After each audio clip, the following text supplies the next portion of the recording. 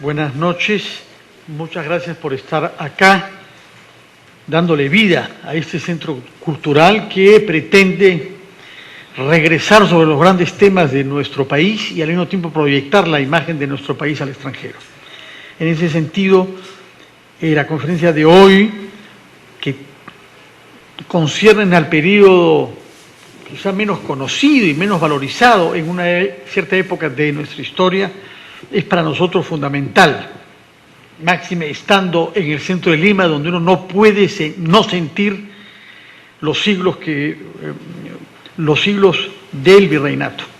Es particularmente grato para mí presentar al profesor Guibovich, porque yo conocía parte de su obra y tenía ecos sobre su trabajo viviendo en el extranjero, y me quedé muy impresionado por su riguroso libro sobre libros, censura, Inquisición en la época colonial.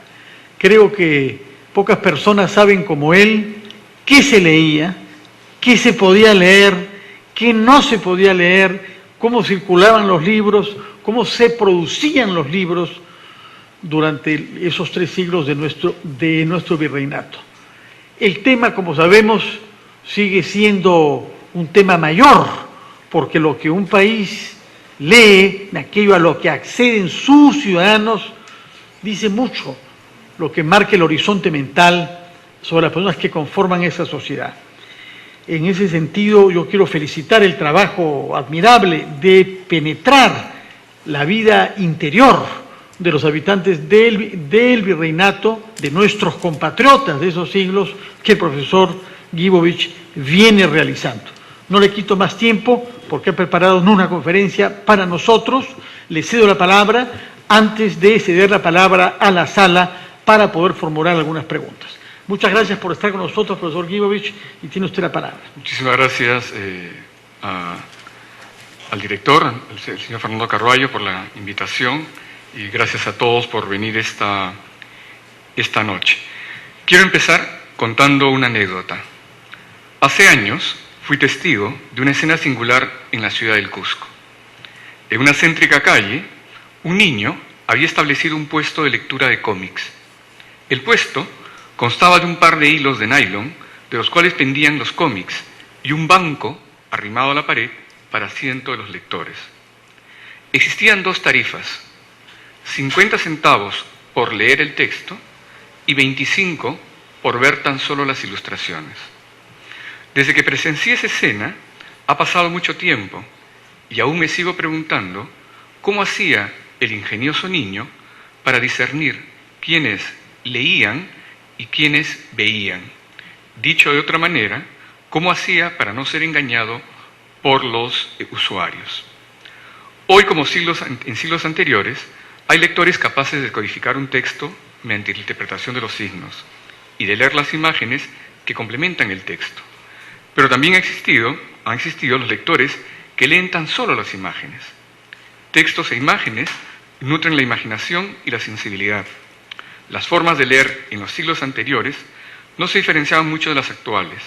Ha cambiado, sí, el universo de los lectores y se ha hecho mucho más complejo el acceso a la información textual y gráfica.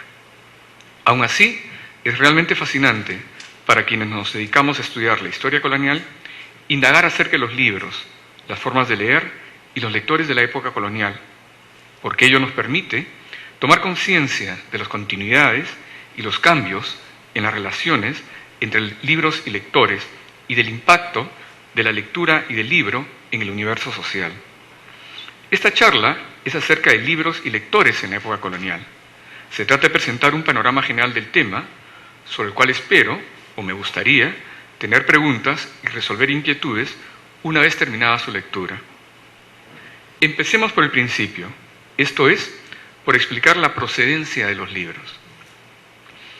El movimiento de los libros y el de las personas no era libre a través del Atlántico durante la época colonial. Desde mediados del siglo XVI, los libros, y antes que ellos, los pasajeros, estuvieron sujetos a controles inquisitoriales y aduaneros. Así como la corona intentó impedir el paso de elementos considerados indeseables, fuera por sus antecedentes criminales como por los raciales e ideológicos, también intentó hacer lo mismo con los libros contrarios a la fe y a la doctrina católicas. De allí que se establecieran controles tanto en los puntos de embarque en la península como en los de llegada en América. El examen de los envíos de los libros con destino al Nuevo Mundo lo hacía el Tribunal de la Inquisición con sede en Sevilla. El procedimiento comenzaba cuando el mercader exportador de libros presentaba, junto con las cajas que iba a remitir a América, una lista de los libros incluidos en ellas, la cual era examinada por los oficiales de la Inquisición, bien un calificador o un comisario. Una vez revisadas las listas, los inquisidores daban la licencia o pase y hacían constar que los libros no eran de los prohibidos, o retiraban los que figuraban en los índices y edictos. Posteriormente, la lista con la licencia pasaba a los oficiales de la Casa de Contratación y estos concedían el visto bueno para el destino señalado y adjuntaban la lista al registro de la nave que los transportaba. De estos trámites no debían estar exentos los personajes provistos para cargos, laicos o eclesiásticos, y los simples viajeros, aunque siempre hubo excepciones. Una vez que el navío llegaba al puerto de destino en América, se realizaba una segunda inspección o visita. Desde el arribo, de acuerdo con la ley, nada ni nadie podía entrar o salir del barco. La normativa señalaba que el comisario de la Inquisición, acompañado de un notario, del alguacil y a veces de un familiar del tribunal, debía llevar a cabo la inspección. Dichos oficiales se reunían con el capitán y los oficiales del barco y los interrogaban acerca de la procedencia de los pasajeros, su confesión religiosa, sus prácticas devotas y lecturas, así como sobre las imágenes que se transportaban. Luego del interrogatorio, los oficiales debían examinar todas las cajas y los equipajes en busca de libros prohibidos. Esta era la teoría, porque en la práctica las cosas sucedían de diferente modo, ya que la corrupción y la rutina terminaron imponiéndose sobre la voluntad de los censores. Los controles aduaneros e inquisitoriales solían ser a veces engorrosos, lentos, pero nunca un obstáculo insalvable para los comerciantes y los contrabandistas de mercaderías y de libros. La violación de la ley era frecuente, dadas las expectativas de ganancia en tierras americanas. Aun cuando el comercio de libros está documentado desde la primera mitad del siglo XVI, es a partir de la consolidación del ordenamiento institucional colonial, esto es, mediados del siglo, que libreros y comerciantes peninsulares orientaron sus operaciones hacia el mercado del virreinato peruano. Una serie de circunstancias crearon un clima propicio para el cultivo del intelecto y el consumo de los libros a partir de la década de 1550. La paz luego del periodo de las rebeliones de los encomenderos, la apertura de una universidad en Lima y la progresiva inauguración de estudios generales en los claustros de los conventos establecidos en la capital y en otras importantes ciudades del virreinato. A estos planteles de enseñanza se sumaron los colegios y seminarios conciliares fundados desde fines de siglo en Lima, Cusco, Quito y Chuquisaca. De las aulas universitarias, conventuales y colegiales egresaron numerosos estudiantes, quienes junto con sus maestros constituían el principal, aunque no exclusivo, público consumidor de la producción literaria procedente del viejo continente. Una primera cuestión por plantear es ¿qué tipos de libros llegaban de Europa y circulaban en la época colonial? Una primera clasificación simple, ¿no? Es la de agruparlos en impresos y manuscritos.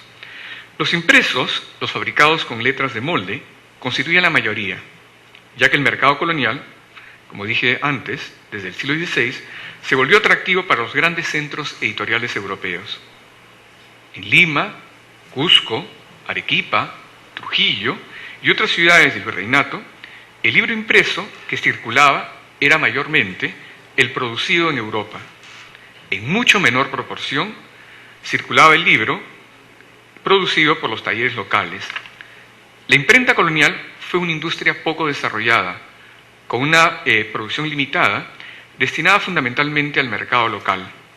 Los textos impresos en Lima, conviene precisar, trataban esencialmente de asuntos locales, y por consiguiente interesaban y estaban destinados a los pobladores locales. Pero podía suceder, y sucedía con frecuencia, que había demanda por un libro impreso en particular, y la oferta del mismo era limitada. Entonces el lector mandaba hacer una copia manuscrita del libro, hoy sería una fotocopia, ¿no? También era una costumbre extendida que algunos autores dieran a leer amigos y allegados sus libros en versión manuscrita antes de enviarlo a la imprenta, con la finalidad de introducir mejoras, hacerlo más asequible al lector o eliminar aquellos pasajes que podrían resultar controversiales. Conocedora de la circulación y demanda de ciertos textos prohibidos en forma manuscrita, la Inquisición será particularmente celosa en ordenar su confiscación. En el mundo colonial coexistían, pues, libros impresos y manuscritos. Las temáticas de los libros que circulaban en Lima y otras poblaciones eran muy diversas: arte, literatura, historia, geografía, filosofía, entre otras. Se leían predominantemente autores católicos. La posibilidad de leer autores no católicos era, hasta donde sabemos, bastante limitada, debido a dos importantes condicionantes: uno social y otro institucional. La sociedad colonial era católica. Sus miembros creían en los valores éticos y religiosos que la sustentaban, y difícilmente se adscribirían autores e ideas contrarias al orden establecido. Los dos principales garantes de la ortodoxia en el mundo colonial fueron la Inquisición, que mediante la censura que ya en parte he mencionado, intentó frenar la circulación de la literatura prohibida, y la Universidad de San Marcos, donde el cuerpo de profesores era católico, lo cual garantizaba la ortodoxia de la cultura. La universidad era el espacio donde la cultura católica ortodoxa se reproducía, se mantenía viva y desde donde se irradiaba al cuerpo social. Ahora bien, ¿dónde se adquirían los libros? Como en la actualidad, en Lima existían librerías o tiendas de libros, no muchas por cierto, donde se podían obtener las novedades bibliográficas provenientes del viejo continente. No ha llegado a nosotros ninguna descripción de una librería, pero su apariencia interior no debía diferir mucho de la de otros establecimientos destinados a la venta de diversos géneros, porque el libro, ayer como hoy, era para el librero una mercancía.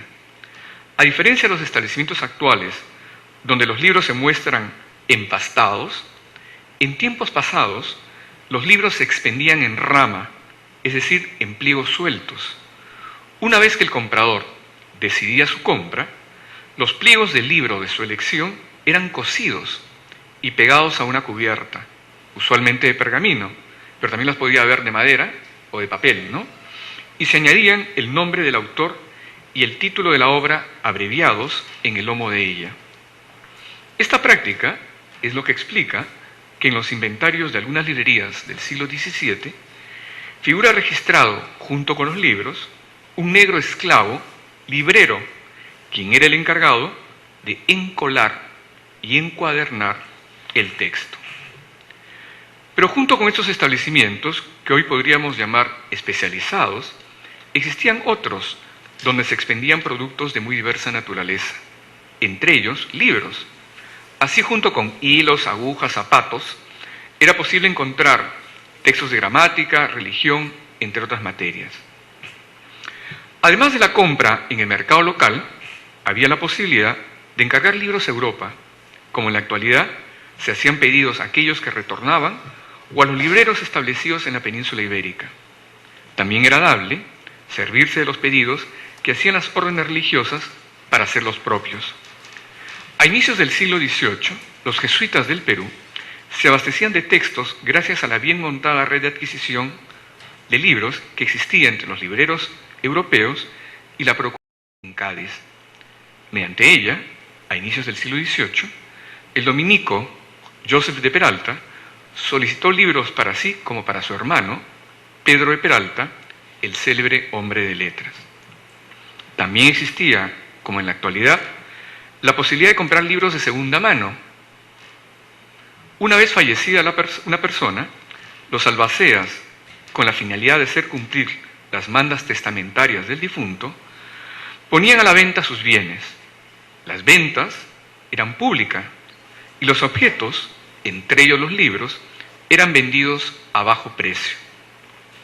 Algunos propietarios, conocedores del destino de sus libros y del valor de los mismos, incluían instrucciones a sus albaceas acerca de la venta de los mismos. Así lo hizo, por ejemplo, el médico Juan Jerónimo Navarro, a mediados del siglo XVII, quien dispuso expresamente que, dado el valor de su biblioteca, no fuese malbarateada. Una vez poseído, el libro debía tener un sitio. El espacio que ocupaban los libros, como se verá, dista de ser algo banal. Ilustra la consideración hacia el libro, la condición social de su poseedor y su mundo intelectual. Entre los lectores más modestos en el siglo XVII, el libro no tiene un lugar determinado. Puede encontrarse en cualquier lugar de la casa, ya sea en la habitación única, en la cocina o en algunas de las dependencias. A veces se confundían con los trastes. Así, por ejemplo, el licenciado Gaspar Díaz Severino, cura de Caicay y Huásac, en Paucartambo, poseía en su doctrina unos libros y otros algunos trastes. Pero cuando el número de libros poseído aumentaba, se volvía necesario un mueble para colocarlos. Los más humildes fueron la caja y la petaca. Las cajas solían ser de madera, en algunos casos con cerradura, lo que revela un afán por impedir hurtos y pérdidas. Tal es el caso del capitán Juan de Berrieta, vecino de Lima, quien poseía una caja con su cerradura y llave grande, en la cual se encontraban 8 libros grandes de papel, de marca mayor de mapas de Juan Antonio, autor aforrados de viñetas doradas, un libro de las obras de Ludovico Blosio, otro libro grande, La Doctrina de la Virtud, 3 libros medianos, El Rey Don Pedro Defendido, Para Todos de Montalbán, Bernardo del Carpio, más otro libro pequeño, Pastores de Belén. Algunas veces la caja contenía, además de libros, los instrumentos del oficio. El capitán Melchor de Molina, piloto mayor de la Mar del Sur y residente en el Callao, tenía una caja en cuyo interior se guardaban, celosamente, 4 libros pequeños, un compás y su ropa. El alarife Manuel de Escobar, a su vez, dispuso de una caja para custodiar su colección de tratados de ingeniería y arquitectura. A diferencia de la caja, como ya dije, fabricada usualmente de madera, la petaca era de cuero. El hacendado Pedro Enríquez tenía en su estancia, en Yauris, 21 libros grandes y pequeños, de diferentes autores en latín y romance, en una petaca. Además de petacas y cajas, se usaban escaparates, escritorios y bufetes para colocar los libros. El escaparate era una especie de alacena o armario con puertas de vidrio o cristales y anaqueles. Se trataba de un exhibidor de objetos mayormente de valor. El teniente capitán general Miguel Solano de las Cuevas conservaba en un escaparate 40 libros, grandes y pequeños, de diferentes facultades, los cuales, según sus propias palabras, eran de estimación. El escritorio solía ser un mueble cerrado, con divisiones en su parte inferior, destinado a guardar papeles, a veces con un tablero sobre el cual escribir. Alonso Merlo de la Fuente, el poderoso deán de la Catedral del Cusco, poseía un escritorio de considerables dimensiones para acoger su colección de 81 libros. De características más modestas parece haber sido el bufete, una mesa de escribir con cajones. Francisco Arroyo Naharro, cura de la doctrina de Ninacaca, en el obispado del Cusco, era propietario de 3 bufetes de madera ordinarios viejos, encima de los cuales se alineaban 40 libros, chicos y grandes, en latín, romance e italiano, todos viejos. Trátese de escaparates, escritorios y bufetes, estos libros traducen una preocupación central, la conservación.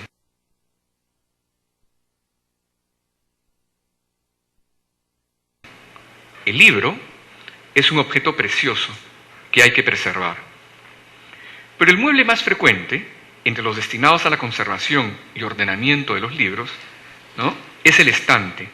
Los podía ver simples, la mayoría, y los tallados, los menos, que revelan a su vez un afán decorativo y la condición económica de su poseedor.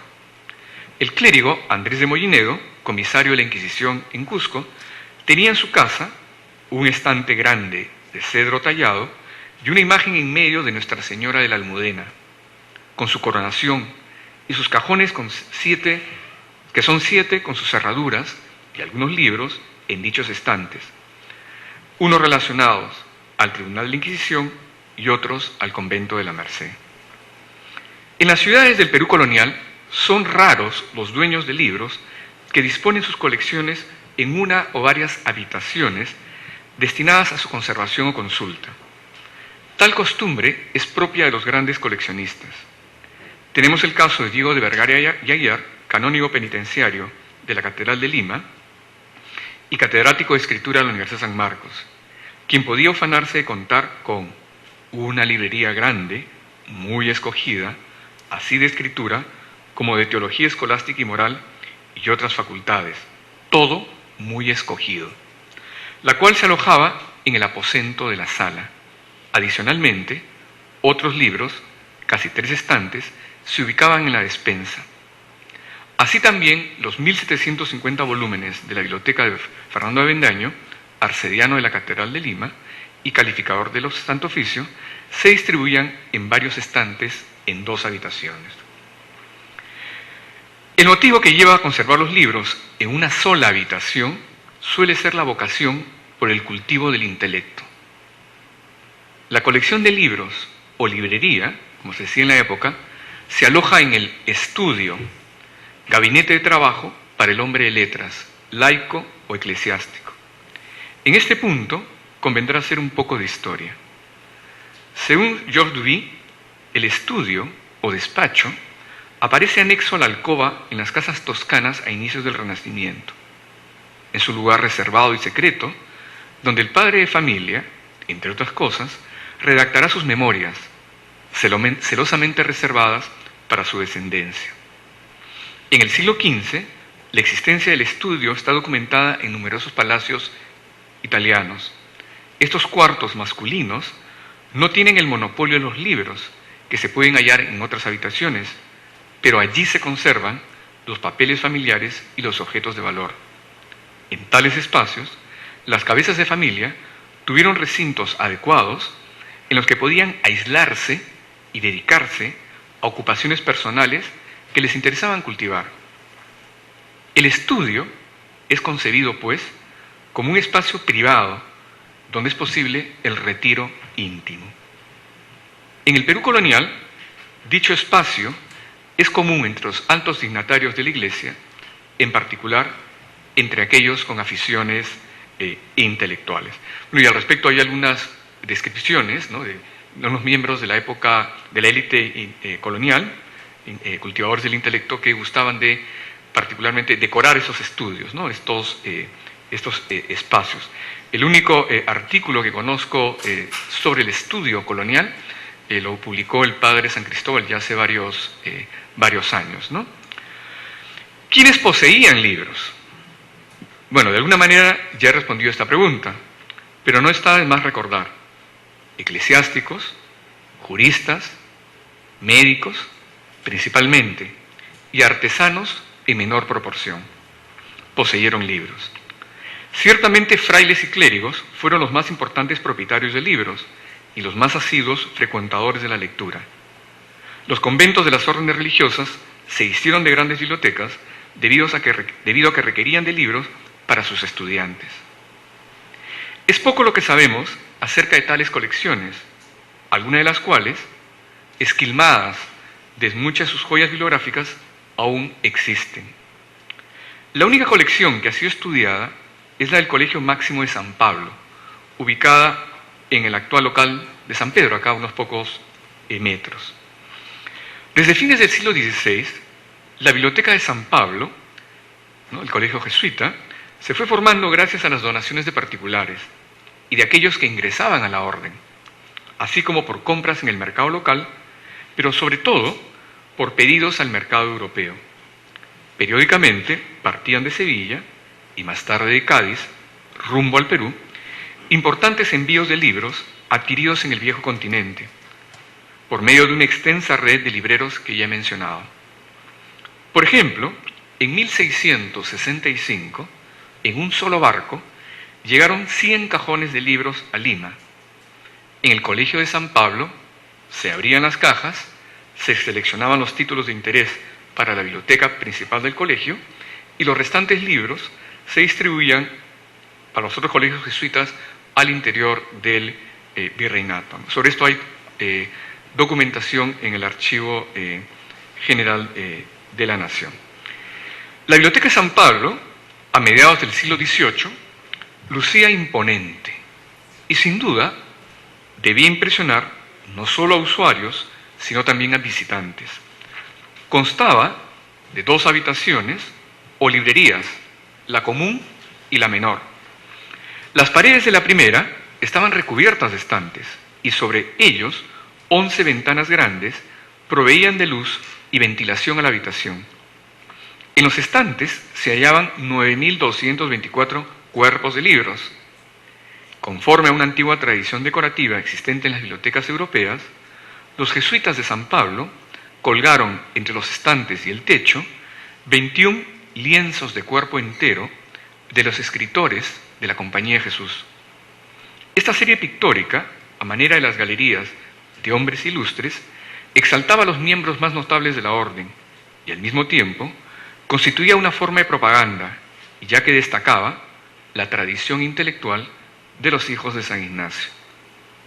En 2 alacenas de la sala se guardaba un telescopio, globos terráqueos y algunas máquinas de madera muy descompuestas para experiencias físicas de peso, de licores, fuerzas centrífugas, de hidrostática, virtud de las palancas, dice el documento de la época.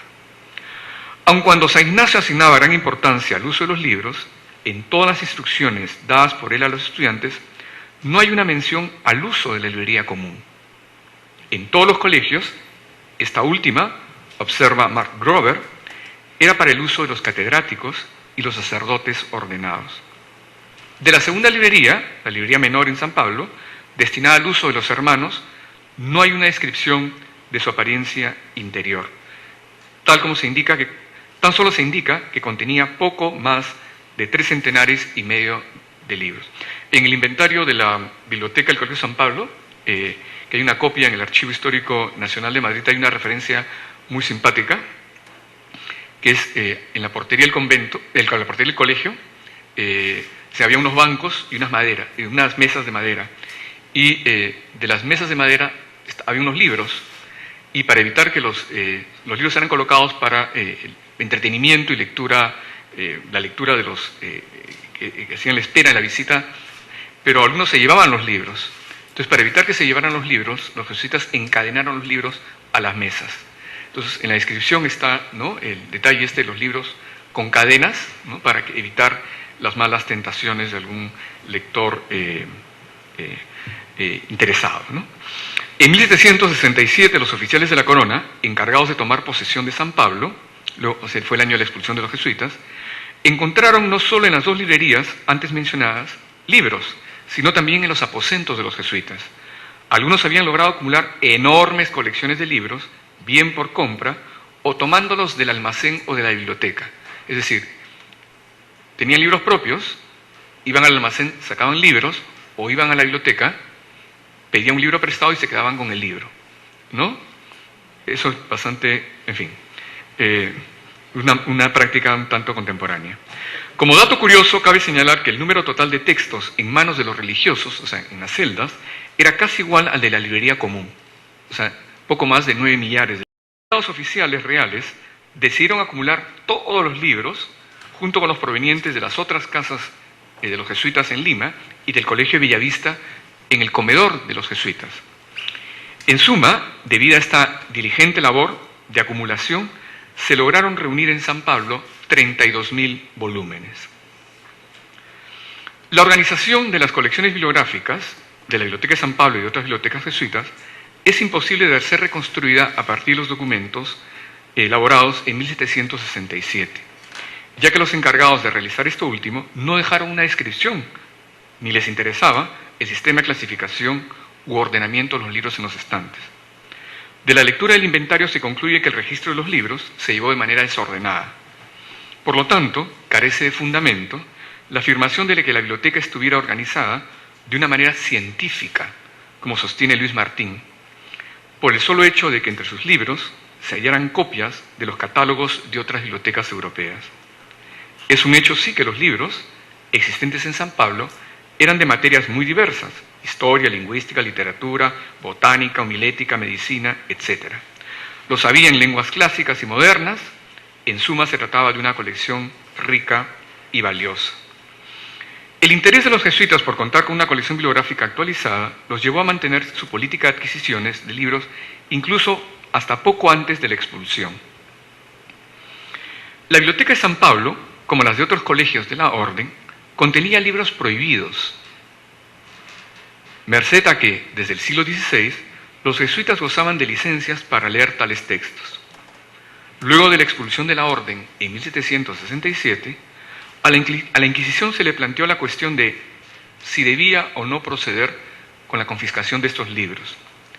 En mayo de 1767, el Consejo de la Suprema, que era el órgano máximo de gobierno de la Inquisición, desde Madrid ordenó a los inquisidores de Lima no actuar en la censura de los papeles y libros prohibidos existentes en las casas y colegios de los jesuitas, sino que dejaran a los jueces reales obrar libremente. Después de la expulsión de los jesuitas, los bienes que les habían pertenecido pasaron a ser administrados por la Junta de Temporalidades, creada por la Corona, y fueron progresivamente vendidos o asignados a diversas instituciones civiles y eclesiásticas, como también a particulares. Fue así como se dispersaron las colecciones de libros. La Biblioteca de San Pablo, o parte de ella, fue a parar a la Universidad de San Marcos, las de los colegios del Cusco, al seminario y a la universidad de esa ciudad, y lo mismo sucedió con la de Huamanga. Esta repartición de libros, o esta distribución de libros, sin duda alegró a unos y preocupó a otros. En 1795, varias denuncias acerca de la dispersión de libros prohibidos llevaron a los inquisidores de Lima a consultar a Madrid si debían confiscarlos. Ese mismo año, el Consejo respondió que debían hacerlo con aquellos que estuviesen prohibidos, de acuerdo con los edictos y observando las reglas prevenidas en ellos. Otra colección importante de libros para el periodo que estudiamos era la del convento de San Francisco de Lima. Los franciscanos llegaron al Perú al tiempo de la conquista y desde una época temprana gozaron del favor de las élites, lo que les permitió la obtención de terrenos en las principales ciudades para la construcción de sus conventos. El cuidado de las librerías o bibliotecas constituyó siempre uno de los principales deberes de los superiores franciscanos. En las diversas constituciones generales de la orden, como en las ordenaciones particulares de las provincias y estatutos de los comisarios generales del Perú y patentes de los provinciales, se hallan con frecuencia normas y mandatos destinados a prevenir el deterioro o pérdida de los libros. Así, por ejemplo, en 1662, el provincial Fray Diego Adranes prohibió a los frailes, bajo pena de excomunión mayor y sin excusa alguna, apropiarse de cualquier libro de la biblioteca, y ordenó a los bibliotecarios, bajo las mismas penas, que no consintieran ni permitieran a nadie, por cortesía, benevolencia u hospitalidad, extraer los libros para evitar su maltrato o pérdida. ¡Qué maravilla! Años más tarde, en 1698, el provincial Fray Basilio Pons ordenó el establecimiento del puesto de bibliotecario, ya de manera estable, y con la finalidad de alentar su trabajo, lo dispensó de ciertas obligaciones, como el rezo del coro. Los deberes del bibliotecario incluían el control sobre el movimiento de los libros, lo que llamaríamos hoy día la circulación de los libros, ¿no? Y el barrido y limpieza del polvo de la biblioteca, que debía hacerse, esto es lo curioso, al menos una vez al mes. De año en año, los libros se fueron alineando los estantes de tal manera que para fines del siglo XVIII la biblioteca franciscana era realmente impresionante. En el inventario practicado en 1798 se registran 7.000 volúmenes, entre los que se incluían muchos ejemplares duplicados y algunos prohibidos. Y hay una cosa muy interesante que es el inventario que realizó un franciscano, que se conserva en la Biblioteca Nacional, permite la reconstrucción física y la organización de la biblioteca, ¿no? Y lo que me llamó poderosamente la atención es que, se describen estante por estante la colocación de los libros y habían dos estantes los cuales estaban reservados a los autores regnícolas, ¿no? A los autores del virreinato, ¿no? Entonces ahí estaban las obras de Hipólito Unanue, de Pedro José Bermúdez de la Torre, de Ruiz Cano, de Cosme Bueno, en fin, otros muchos. Las bibliotecas en manos de órdenes religiosas no eran de acceso público. Su consulta estaba limitada a los miembros de la congregación y excepcionalmente a los amigos de la misma. El interés de una biblioteca pública fue por primera vez planteado, ¿no?, por el limeño José Eusebio de Llano Zapata, a mediados del siglo XVIII.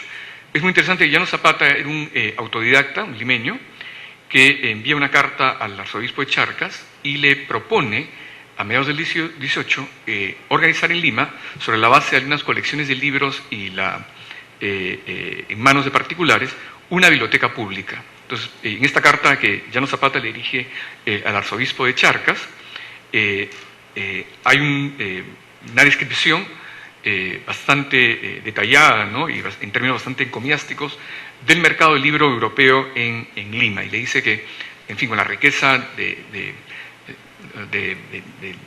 mercado, ¿no?, la variedad del mercado, es posible crear una biblioteca pública.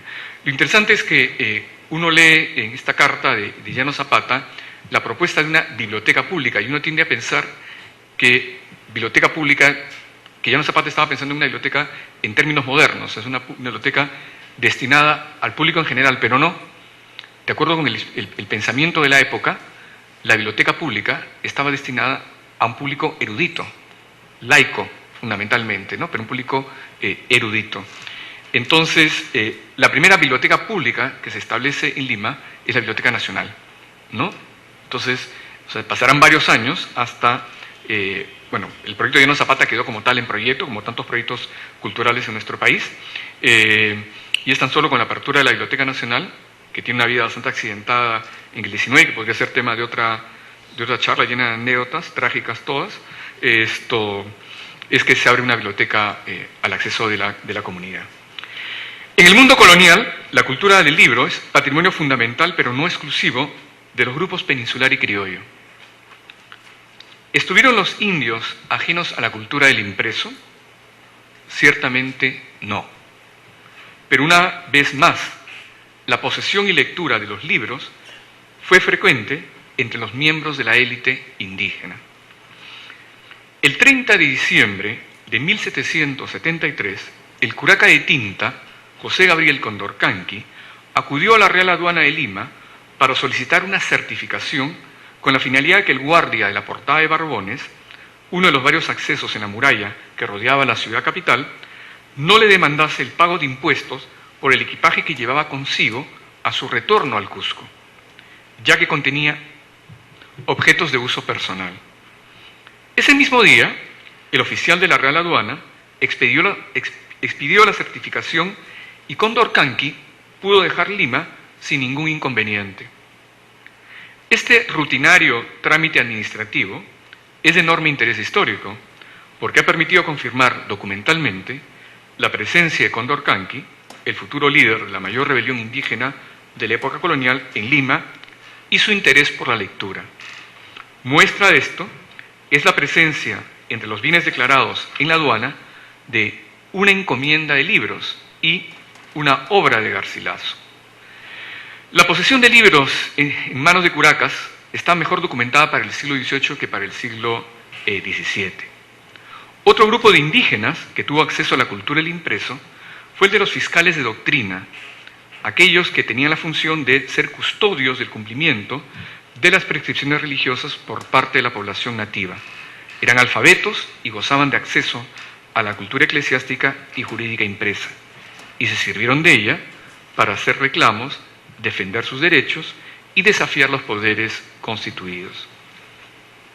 Concluyo. Los libros, impresos y manuscritos, circulaban de unas manos a otras, de unos estantes a otros, en la época colonial. Eran objetos valorados, apreciados, dignos de ser guardados, pero también, no pocas veces, temidos, dado su contenido. En la actualidad aún son muchos los libros de la época colonial que se conservan en bibliotecas públicas y privadas de este país. Constituyen parte importante de nuestro patrimonio cultural y testigos valiosos y silentes de los siglos coloniales. Pero su silencio se rompe cuando reconstruimos su historia. Una historia que es también la nuestra y de la cual todos debemos sentirnos orgullosos. Gracias. Muchas gracias.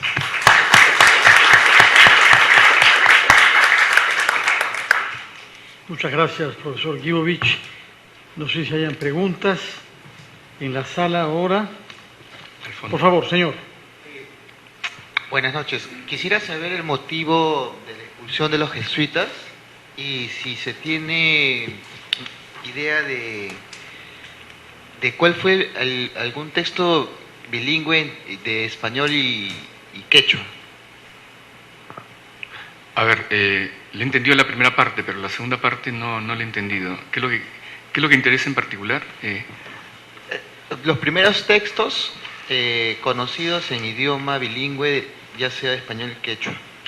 Bueno, la expulsión de los jesuitas es un tema bastante complejo, ¿no? Porque la Real Cédula que expidió Carlos III en 1767 señala que las razones de la expulsión se las guarda en su real pecho, ¿no? Entonces, se ha especulado mucho sobre las razones, pero para sintetizar, lo que sucede es un conflicto. Los Borbones tenían una política fuertemente regalista, ¿no? De subordinación del clero a la autoridad del Estado, y ciertamente se habían producido tensiones y roces entre los jesuitas y Carlos III cuando Carlos III fue rey de Nápoles. Entonces, cuando él pasa de Nápoles a España, su entorno y él mismo de alguna manera llevaban una suerte de predisposición hacia la Compañía de Jesús, ¿no? Que había sido muy poderosa y muy influyente en los reinados anteriores, el de Felipe V y el de Fernando VI. Entonces, razones políticas llevan, ¿no?, a la expulsión de la compañía, que en buena medida se puede interpretar como una expresión, una manifestación de la voluntad de la corona por afirmar su autoridad frente al cuerpo eclesiástico. En lo que toca a una pregunta, bueno, hay una literatura bastante extensa, secundaria, moderna, sobre los estudios, textos en español y en lenguas aborígenes, en quechua y en aymara, pero ya desde el siglo XVI se publican textos destinados fundamentalmente a la evangelización, ¿no?, en quechua y en español y en aymara. Sí. Señor. Yo quería preguntar si llegaron libros escritos en inglés, en francés, y de qué manera. Y por otro lado, si los militares, los topógrafos, los agrimensores, que eran especialistas en remensura de tierras, también tenían literatura. Y por otro lado, también los hacendados, los encomenderos, tenían también libros de capacidad de leer, ¿no? Y por último, ¿cuál es la ideología de Túpac Amaru? En la medida de que obviamente él tuvo acceso a ciertos libros de Garcilaso, etcétera, etcétera. Gracias. A ver, son muchas preguntas. Voy a tratar de ser lo más conciso posible. Sobre los libros en francés e inglés, con el cambio de dinastía de los Austrias a los Borbones a principios del siglo más conciso posible. Sobre los libros en francés e inglés, con el cambio de dinastía de los Austrias a los Borbones a principios del siglo XVIII, progresivamente se empieza a conocer la literatura francesa, ¿no? Bien en traducción, fundamentalmente en traducción al español, pero textos en francés yo he podido documentar a fines del XVIII, ¿no? Peralta sí leía francés, por ejemplo, ¿no? Pero eran pocos.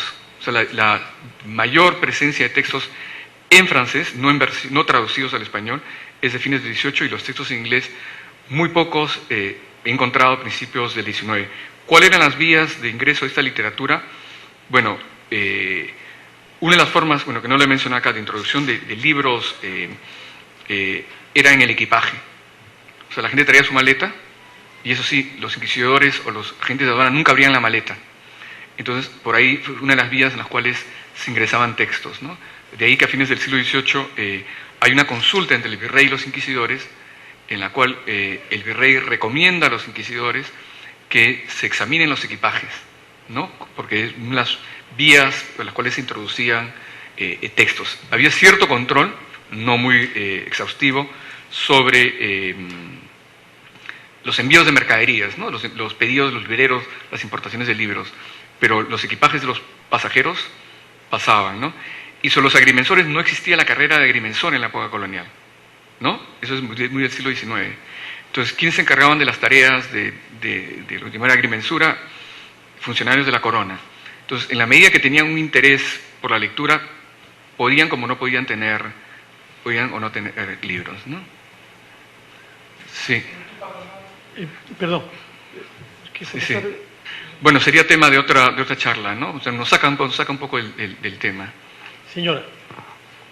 Buenas noches. Nos ha hablado acerca de la importación de libros durante la época del virreinato.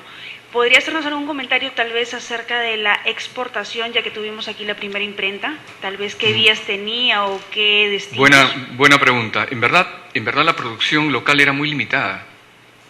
Entonces los impresores, que eran pocos en verdad, durante el siglo, la imprenta llega en 1584 y hasta 1630 solamente había un taller de imprenta en Lima, aun cuando Lima era la única ciudad en América del Sur que tenía imprenta. De ahí que hombres de letras de otras latitudes, lo que se de Chile, Quito, cuando querían ver su texto impreso, o lo enviaban a Lima o lo enviaban a Europa. Entonces la producción de un libro, da la naturaleza del texto, fundamentalmente interesaba al medio local, ¿no?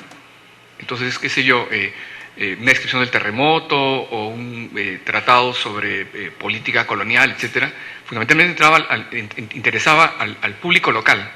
Difícilmente un texto de esa naturaleza iba a interesar al público europeo, ¿no? Hay algún estudio no recuerdo en este momento la referencia exacta, sobre libros de temática americana o libros impresos en América, en Europa, y es mínima, o en bibliotecas españolas, perdón, es mínima, ¿no? Entonces, porque la producción era muy limitada, la producción americana era muy limitada en comparación con la producción europea, y ciertamente el impresor en Lima o en México no le interesaba el mercado europeo, le interesaba fundamentalmente el mercado americano, ¿no? Entonces, era su público objetivo, era el público que habitaba las ciudades de la colonia, ¿no? Porque fundamentalmente el lector o el coleccionista limeño, mexicano o rioplatense iba a comprar la literatura fundamentalmente, ¿no?, de temática local, ¿no?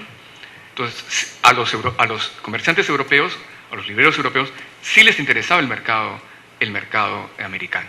Entonces, el volumen de libros que venían de Europa, muy grande, dominaban prácticamente el mercado, ¿no? Mientras que la producción local, y eso se ve claramente en los inventarios de libros, era mínima, ¿no? O sea, la presencia del libro colonial es muy pequeña. El promedio de tiraje de un libro en el siglo XVI, en el siglo XVII, era 300, 400 copias, como mucho 600. Cuando se trataba de un libro religioso, algo excepcional, 1000 copias, pero algo fuera de lo común. Entonces el rango era muy por debajo de la producción de un libro en Europa. Por favor.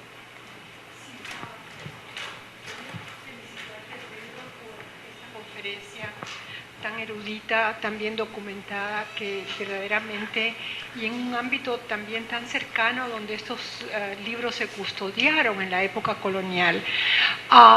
Tengo curiosidad tú has hablado de los lectores, pero te has concentrado mayormente en los lectores masculinos. Entonces, quería ver si nos pudieras ilustrar sobre las lectoras. Dudo que pudieran venir aquí enfrente y tomar uno de esos libros encadenados por los jesuitas. Entonces, ¿Qué sabemos sobre esta circulación de libros entre las monjas, por ejemplo, o en los lugares equivalentes a beaterios donde se custodiaban estos libros también? Bueno, es una pregunta muy interesante. Para el caso de España se han hecho estudios, ¿no?, de mujeres. Pedro Catedra tiene un libro dedicado íntegramente a bibliotecas en manos de mujeres, ¿no? Entonces, el problema que plantea el fenómeno de los libros en manos de mujeres es, bueno, uno puede encontrarse con un inventario de libros cuya propietaria es una mujer, pero la pregunta era si la colección fue formada por ella o fue legada del marido o del padre, ¿no? ¿Cómo documentar la lectura o la circulación de libros entre mujeres y específicamente entre monjas? Básicamente a partir de los escritos que ellas han dejado, ¿no? Entonces, en el caso de las monjas, aquellas que escribieron, por ahí uno puede atisbar, ¿no?, la lectura de tal o cual autor, o de repente cuando mencionan el título del libro, ¿no? Martina Binatea publicó, que es profesora en la Universidad del Pacífico y que trabaja sobre mujeres escritoras en la época colonial, hizo un registro de aquellas mujeres que habían publicado en la imprenta, ¿no?, en el paratexto de los textos coloniales. Y sí, hay un elenco, digamos, muy grande, pero un universo pequeño, ¿no?, de mujeres que se dedicaban a la composición poética y que tenían acceso a libros, ¿no? Pero es un tema fascinante. Yo una vez me encontré con un inventario de una mujer, el inventario de libros de una mujer, y dije, qué maravilla, pero los documentos anexos o la información no daba luces si la mujer había cultivado el intelecto o no, ¿no? O sea, pues yo puedo tener libros en mi casa y no haberlos leído, ¿no? Como suele suceder con alguna gente que tiene los libros para decorar la sala, ¿no? Por favor.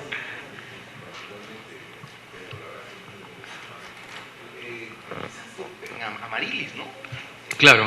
O sea, si Amarilis, digamos, tuvo una relación de admiración por Lope de Vega, debió leer algún impreso de Lope de Vega, ¿no? Claro. Por deducción lógica, ¿no? Sí. En sus manos debió haber algún contacto con la literatura del siglo de oro, ¿no? Pero le quería preguntarte otra cosa. Una vez en España conversé con un especialista que me dejó intrigado y te planteo la pregunta porque tiene que ver directamente con tu tema. En la época colonial el libro era caro, por lo menos no era tan accesible como ahora. Entonces, a mí me dijo ese especialista que sobre todo en el siglo XVI, y hablaba concretamente, por ejemplo, de los libros de la conquista del Perú, que llegaban a Sevilla, no se editaban en Sevilla, y como eran tan caros, un lector se plantaba en un atrio, digamos, y leía en voz alta la noticia de la conquista del Perú. O sea, la lectura era también colectiva. ¿Eso está bien documentado o se le ocurrió a esta señora? A ver, hay dos cosas. Gracias por la pregunta, o por las preguntas. En primer lugar, la idea de que el libro era caro hay que ponerla en barbecho, ¿no? ¿Por qué? Porque para España Fernando Bous ha estudiado, y él sostiene, que algunas de las mejores bibliotecas del siglo de oro español fueron bibliotecas creadas a partir de compras de libros de segunda mano.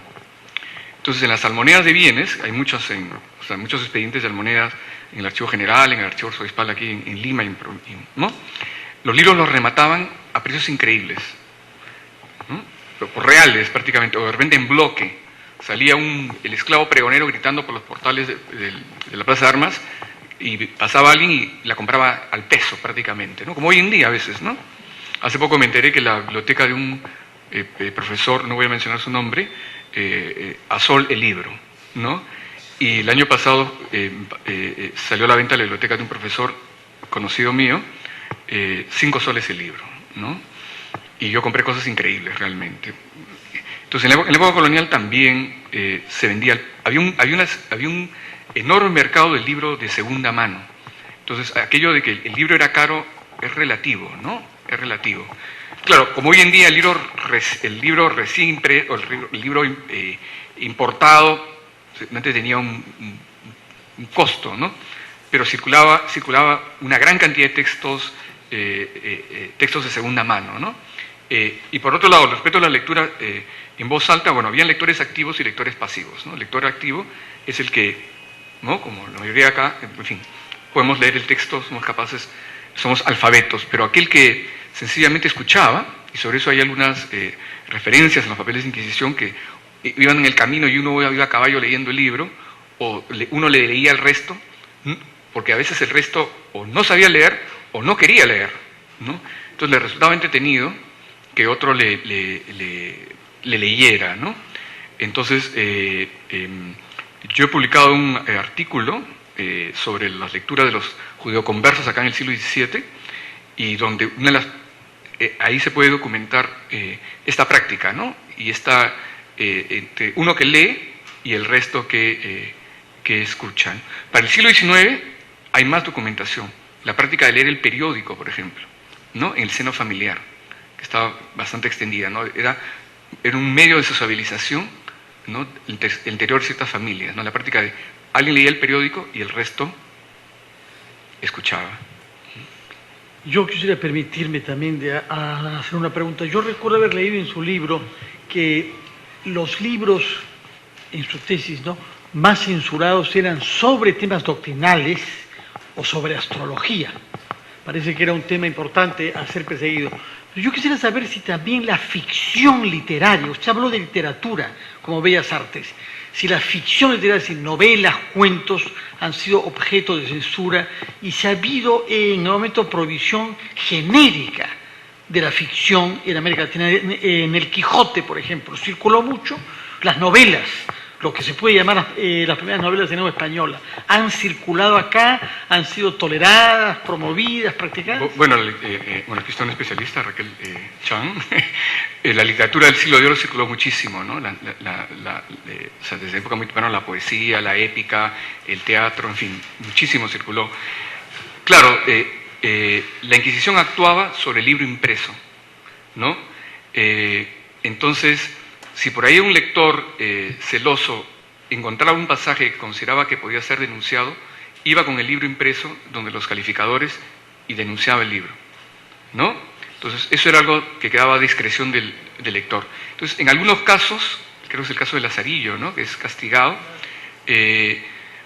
podía estar circulando el texto mucho tiempo, 30, 40, 50 años, y de repente algún lector encontraba un pasaje que le parecía contrario a la moral o a la doctrina. La Inquisición podía, como no podía, intervenir, ¿no? Bueno, en el caso del Arauco Domado, el texto es censurado, ¿no?, pero por el propio autor. Él se somete a una autocensura, ¿no?, porque genera toda una protesta a raíz de su comentario sobre la participación de las élites en la revuelta de la Alcabala, ¿no? Pero aquí circulaban textos muy, muy diversos, ¿no? Y lo que sí hay que desterrar es la imagen de una sociedad o de un grupo de lectores que estaban ahí, ¿no? Estaban ahí agazapados leyendo textos temerosos, ¿no?, del ojo avisor de la autoridad eclesiástica o la autoridad civil, ¿no? Entonces se leía mucho, se leía muy diverso, se leía en latín, básicamente, o se leía en español y en latín, ¿no? Pero como he dicho, fundamentalmente de autores católicos, lo que no quitaba que se conociera la doctrina del protestante, por ejemplo, ¿no? Porque autores católicos, al refutar a autores protestantes, necesariamente debían de glosarlos. Entonces, en esas glosas de autores católicos, en obras de autores católicos, donde se glosaba el pensamiento de autores protestantes, de alguna manera se conocía el pensamiento de estos otros autores no católicos, ¿no? Pero el mundo colonial y la circulación de libros era tan diversa, ¿no? Bueno, un tema que pensé trabajar en algún momento, para hacer un poco más atractiva responder, eso es la novela pornográfica, ¿no? Que ha sido trabajada tanto para el siglo XVIII, trabajado sobre el tema.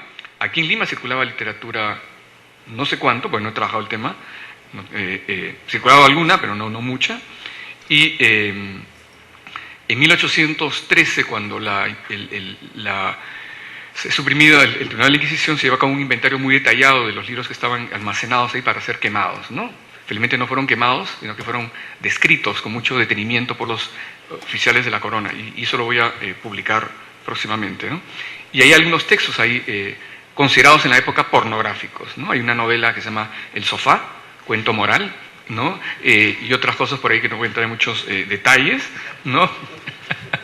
Pero ciertamente es un tema fascinante. Hay un libro, para quien les interesa la literatura en francés, de esta naturaleza. Bueno, está el libro de Robert Darnton, ¿no? Los bestsellers prohibidos en la Francia revolucionaria, que ha sido traducido al español. Y hay otro que se ha mantenido salió, finalmente es en francés y luego salió publicado en inglés, pero el título del libro en francés es Los libros que se leen con una sola mano, que luego se ha sido publicado en inglés con el título de Forbidden Literature, ¿no? Los norteamericanos siempre tan pudorosos. Entonces, y ahí analiza las estrategias discursivas de los autores de este tipo de literatura para lograr atraer la atención de los lectores, ¿no? Entonces, pero es un género literario que lo he podido documentar yo a principios del siglo XIX, ¿no? O sea, pero de manera muy... O sea, no he entrado yo en el tema, ¿no? De manera muy parcial, ¿no? Muchas gracias, profesor Gibbons. Realmente apreciamos todos, creo, la manera como nos ha pintado hechos concretos, nos ha hecho sentir que esa época es mucho más compleja y mucho más variada y mucho más interesante que lo que con frecuencia se piensa. Tomo la palabra para que regrese usted con otro tema que nos proponga. Me parece que mencionó algo sobre el siglo XIX. Le agradecemos todos y lo aplaudimos sinceramente.